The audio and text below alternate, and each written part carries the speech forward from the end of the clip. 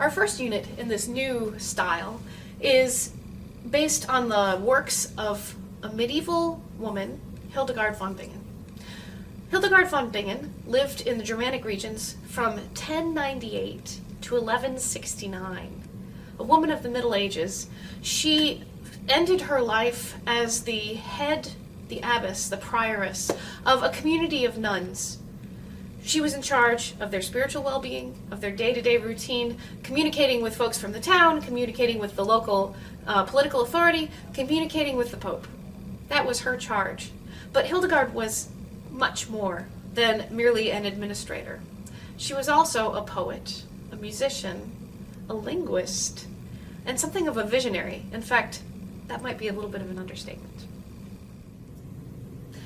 A deserted library like this is a great place to sit and contemplate the rather quiet, inward life that seems to have been Hildegard von Bingen's general surroundings for most of her life, both as a child and an adult. She lived in religious communities. In fact, as a child, she lived in a very secluded religious community. And when I say secluded, hang on, I'm going to get there and tell you how secluded it was.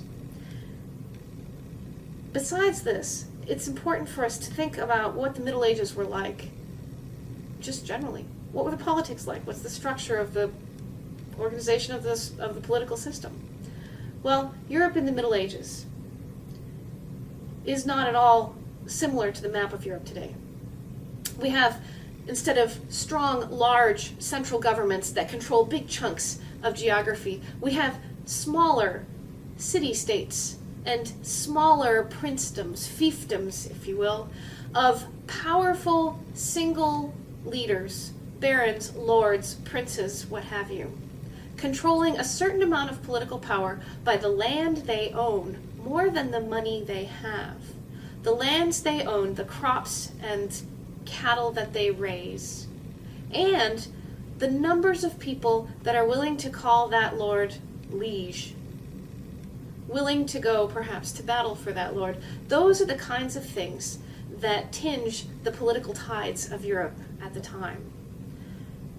There is a Holy Roman Emperor, a leftover of the control that Catholic Rome, this is pre-Protestant, so I shouldn't say Catholic, the control that Rome, as a religious body, had over Europe. The Holy Roman Emperor is a secular leader working in conjunction with the church in Rome. And yet, that is a relatively tenuous political control. People acknowledge the authority of the Pope in Rome as a religious authority, and in those days, the separation of church and state didn't exist. So it was also a secular authority. And yet, when you get in the far reaches of Germany, the far reaches of what is the present-day United Kingdom, you find those strong ties weakening. It's the local political leaders that are exerting the force. If you have a local political leader, a lord, who has a fiefdom, that means that that person controls, owns, a certain number of workers. Some of those workers are fiefs, serfs, indeed. They're slave labor. They belong to that lord. They can't go anywhere. All of the work they do profits entirely the lord. There's also a fair amount of freedmen, or non-serfs. And so they're working perhaps for a wage. So you have controls of political pockets of control with noble lords. You also have towns that begin to arise and strengthen.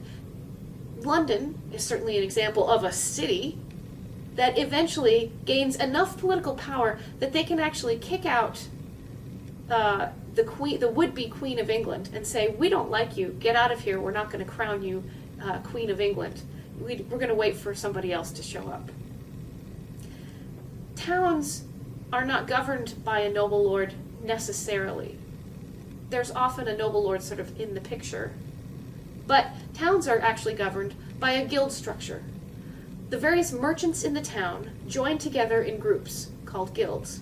There's a guild for shoemakers. There's a guild for wall builders. There's a guild for potters, a guild for jewelers. And those guilds, each guild controls the prices of their wares. It controls the workmanship and the training of apprentices, because you can't go to school for these kinds of things. Instead, you're going to study for 7 years with a master carpenter or a master jeweler and learn how to do it. These guilds then exert a certain amount of economic power and thus political power. And so in towns, it's the guild masters joining together who are determining how the roads get fixed, who can actually come into the town, who can't. In this time period in England, there's a sort of a rule that if a serf runs away and goes to a guild town and is able to make his living for a year and a day, that serf is then free, outside of the fiefdom.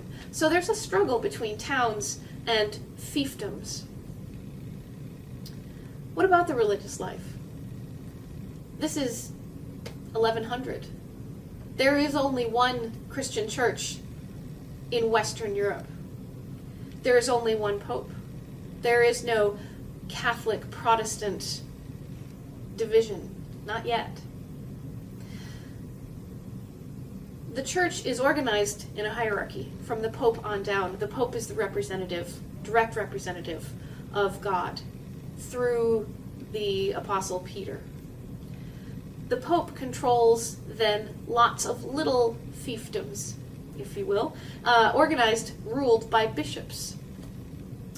And ordinary people, in the course of their normal day, would find themselves going to church relatively frequently, definitely on Sundays, sometimes more often if there's a special feast day. The calendar of the year is actually controlled not by secular holidays, as we might consider, oh, I can't wait to get to 4th of July, I can't wait to get to Thanksgiving. Instead, all the holidays are church holidays.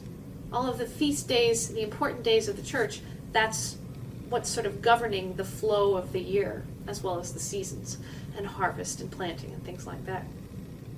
So that means that the average person is going to church, hearing church services in Latin, which they wouldn't understand. If you're lucky, you have a priest that's learned properly how to pronounce Latin, but if you're out in the middle of nowhere, chances are you might actually have a priest that sort of learned the words but doesn't know what they mean either.